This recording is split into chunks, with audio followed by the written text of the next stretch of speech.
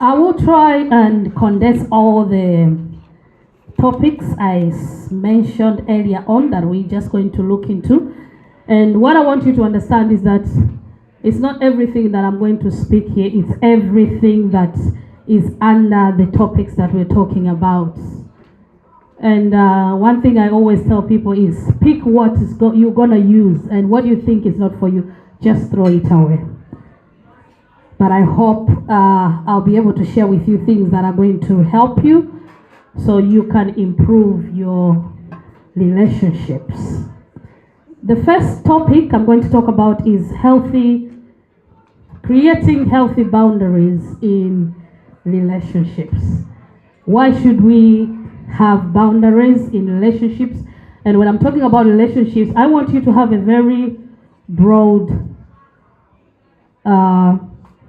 view of things, that we're not just talking about marriage here. We are talking about singleness, marriage. We are talking about parenting. We are talking about every place you can be found and you find people that you have to relate with. So, why should we have boundaries in relationships? We might know and we might not know that boundaries are very beneficial for us to have in relationships because they are good for our well-being. And what do I mean by this? Boundaries are like principles that Reverend was talking about. These are things that we come up with so we can feel safe in our lives. Because let me give just an example. I've come to discover that there are so many people out there who are living in hurt. And if you ask them a reason why they are so much hurting, they will not say it's because of me. They will say because of so and so. And the reason why they say that is because they haven't understood the word boundaries in relationships. They haven't set boundaries. They haven't defined boundaries in their lives. They haven't announced those boundaries to people. That I, as an individual, I have boundaries. This is where I end, and this is where people have to start in my life. And if you cross my boundary, you're going to pay for it. So boundaries are so important in our lives because they keep us well. They keep us safe. And if we begin to define boundaries in our lives, we're going to eradicate a lot of hurt that we are going through right now. What am I trying to say? As I said earlier on, that so many people are hurting because they say, I've always done this for them. I've always maybe given them this. I'm the one always who is showing more love to them. But they don't do it. Because what do? We expect people to treat us the way we want them to treat us. But if we were only to know and discover that if we begin to set boundaries in our lives, then people will begin to respect us. And what am I trying to say? Make sure you set boundaries so you can be safe. It doesn't matter whether it's marriage or whatever, you need to have boundaries. For instance, when things go wrong in relationships, people have a tendency of maybe calling you names because they are so frustrated with what you're doing, or else they have a tendency of maltreating you. And for a very long period of time, some of you have tolerated those kind of behavior. You have tolerated those characters. And because they tell you, as a woman, you just have to be there. You know what a woman has to do? You just have to be there. They can abuse you. They can call you out of the name. They can just tell you anything they want to tell you. But as a woman, you have to be silent. And The more you hear that kind of advice, the more you're hurting inside. And this is happening right now in most of our relationships. Just because I'm a woman and because a man comes to me, I'm just trying to tell them something, because sometimes people can they can be so mean. They can do certain things to you. And because I'm a Christian, I don't have to say anything. And you carry on with your Christianity. You go in church, shout hallelujah, but you're hurting inside. You call this man, I love you, my husband, but you're hurting inside. You're telling this woman, I love you, but you're hurting inside. And then, in your own world of mind, you begin to think, don't they know that I'm hurting? Nobody is a mind reader. Nobody will read your mind that you're hurting. So it is good for you to begin to define boundaries in your life. And make sure when you define these boundaries, you announce them. And this is one thing, it takes me to maybe a little bit of what I'm going to talk about, relationships agreement. Most of us, we entered relationships without even having relationships agreement to say, okay, you have come to me, you've proposed me, you want me to be your wife, or okay, you have agreed that you want me to be your husband, but these are my agreements. And once these agreements, they are broken, there are certain things that we have to talk about, there are certain things that we have to do. And because we have neglected things like that in our relationships, this is the reason why most of us in our relationship, we are just living together, as Mr. Chadzutsa said. We have onions, characteristics, and because we've got kids, we can just carry on going. And yet, we are dying inside of us. So this is the reason why it is so important for us to have boundaries in our lives.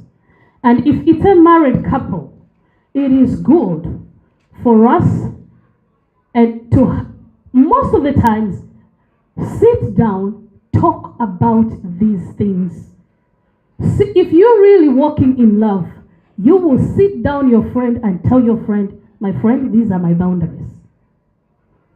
I know there are so many things. We've been married for 20 years. We've known each other for 5 years. But there's certain things I've tolerated for a long time. They are hurting me. And I want you to know that these things are not good for me. So I know before, I've never mentioned these things to you, but I'm setting boundaries from today. Because it's not too late. We don't want you to carry on with that kind of thing. Oh, it's okay. Because they are my husband, they can kill. They can keep trampling on my head. They can keep stepping on my foot. They can keep talking the way they talk to me. And you're going on, but you're not happy. We are here to make your relationships, our relationships better. So know always that you have boundaries. If I may ask, how many people have ever sat down and defined those boundaries and announced those boundaries before in their relationships?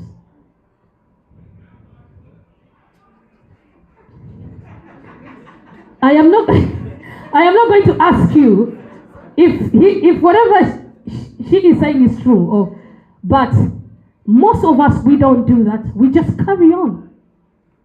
We just carry on. As it is. They can carry on. Today they do it. You just sweep it under the carpet, the rug. Tomorrow they do it, you sweep it.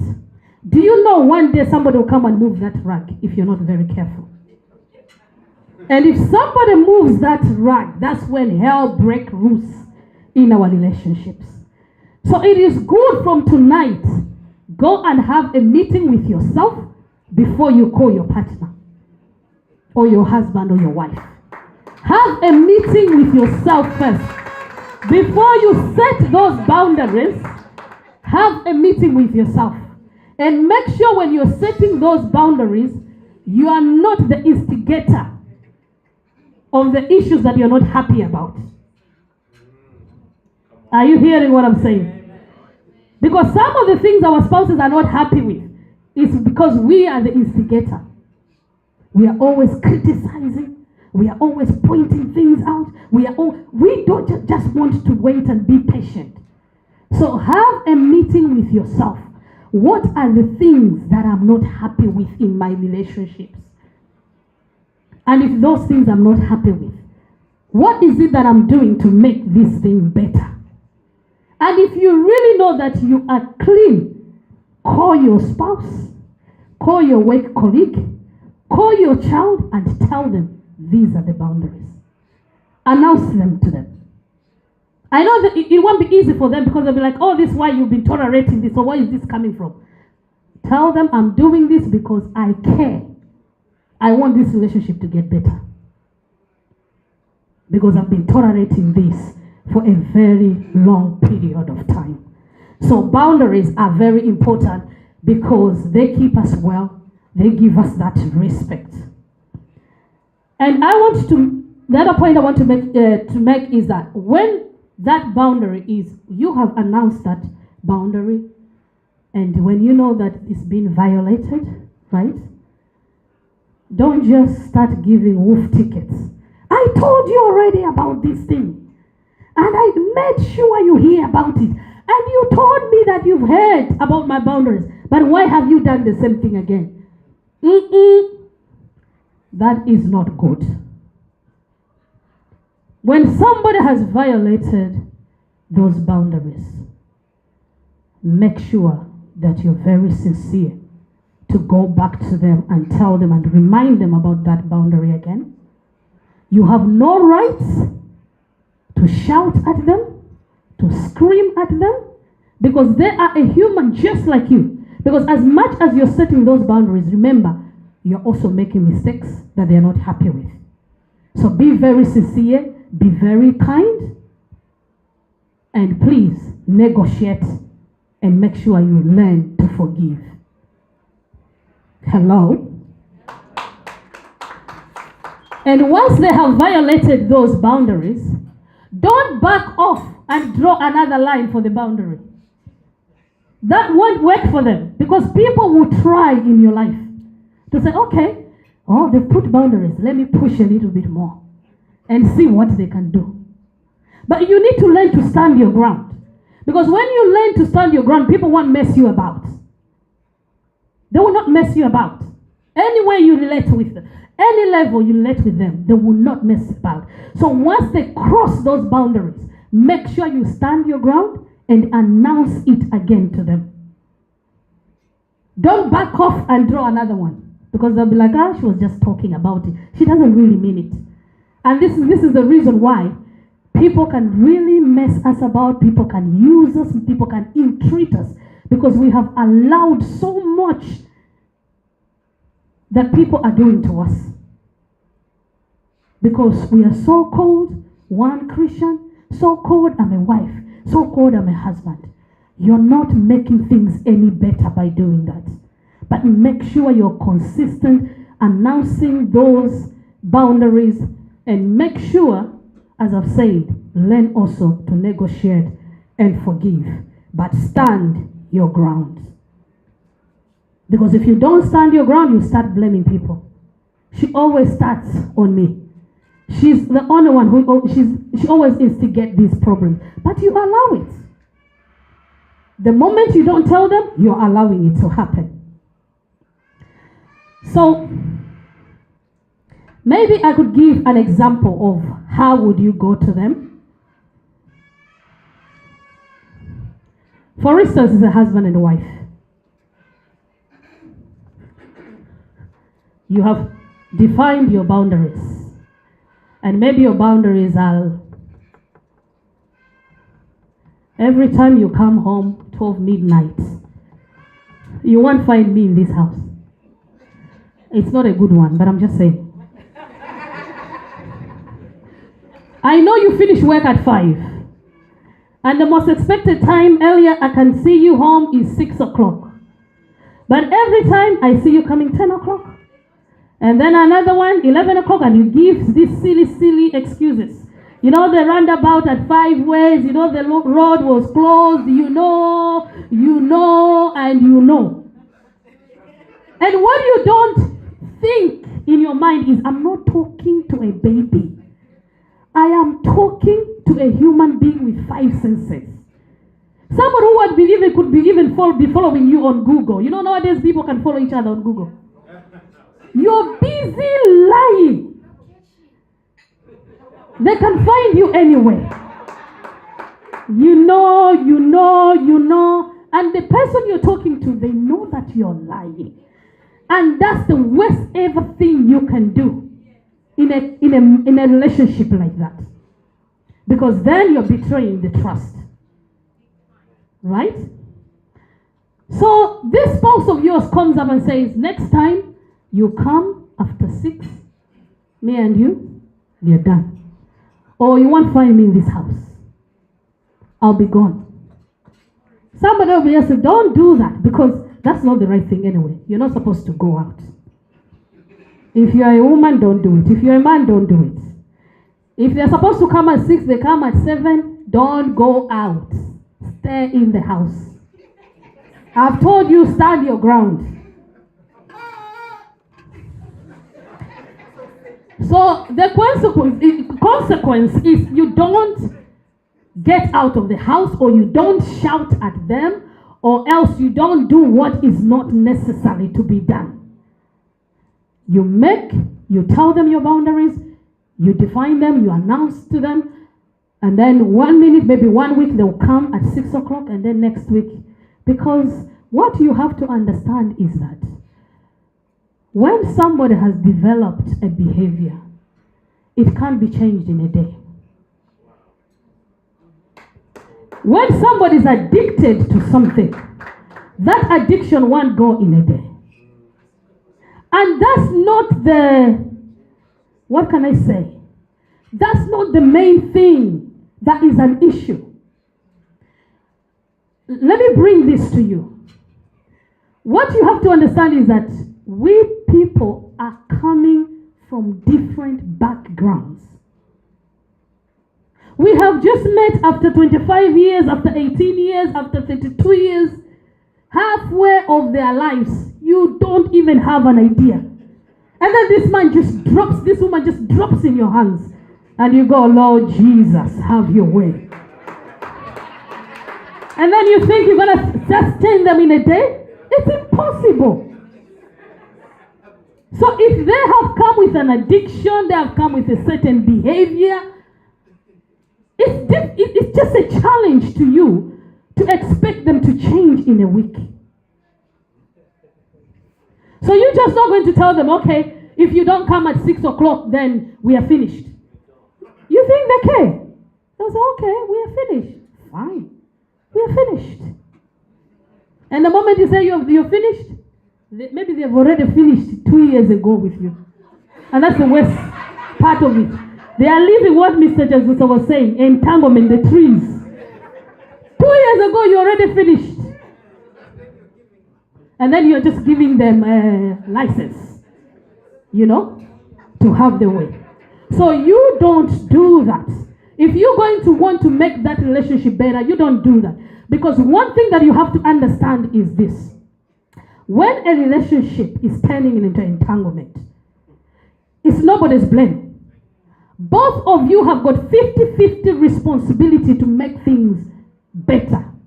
You could be 90% wrong, they could be 10% wrong, but that doesn't mean to say they are more worse than you. Both of you have a responsibility, and it's 50-50 responsibility to make that relationship better.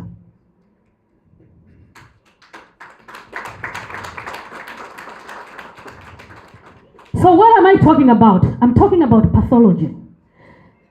I come from a family whereby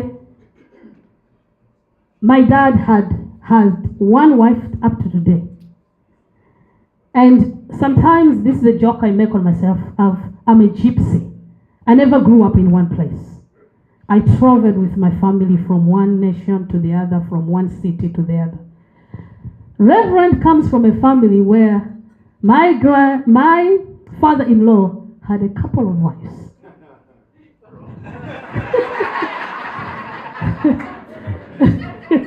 A couple of wives.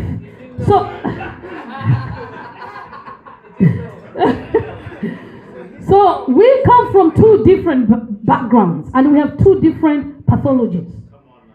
I thank God for Jesus that when he came into my life, he was cleaned from that pathology.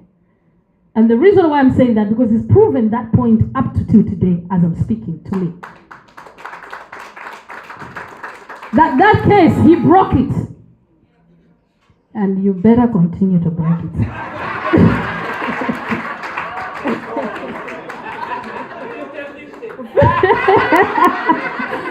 Yeah.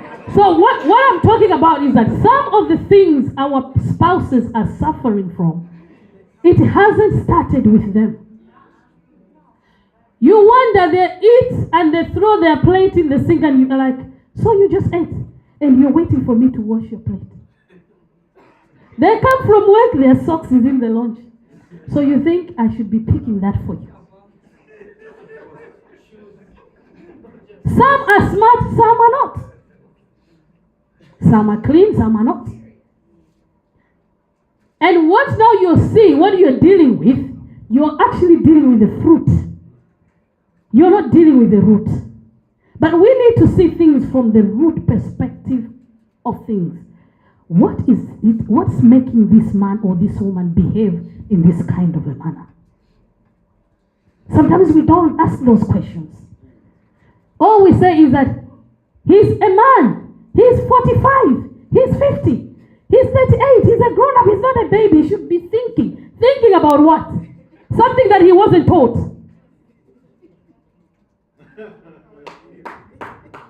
Something that he wasn't taught when he was growing up. And you think he would just wake up and say, let me wash this plate, let me put my socks here, let me do this for my wife, let me hold the hand of my wife, let me do this. From nowhere. We treat people, we act the way we act, we do things the way we do things based on the information and the experience we have had before, most of the times. This is the reason why it's important for us to learn new things so we can get better. So that's why I'm saying it is good when we come into this relationship, we need to set boundaries. People should be able to know that this is what Mr. Sakara likes. If you take this to him, he won't even answer you. He's putting those boundaries so he can be safe. He's putting those boundaries so he doesn't complain about anybody. He's putting those boundaries so he doesn't have to fight anyone. So announce these boundaries. And somebody might be saying, maybe it's too late. It is never late. This is the time for you to do it.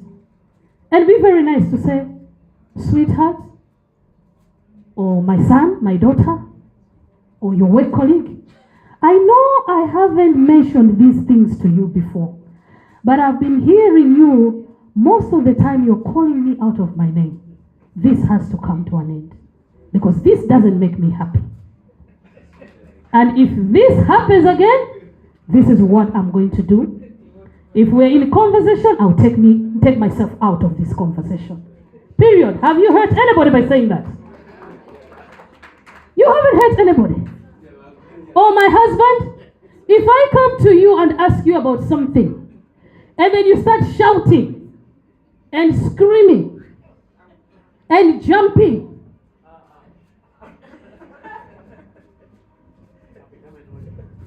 next time you ask me something, I won't answer you. So it is good to announce, don't keep quiet because we are dying right now. There are certain things you need to address right now and you're dying because you're like, if I talk to him, if I talk to her, they're going to tell me that you're just too much, you're a nagging woman, or you're just too much, you talk too much. You're not talking too much.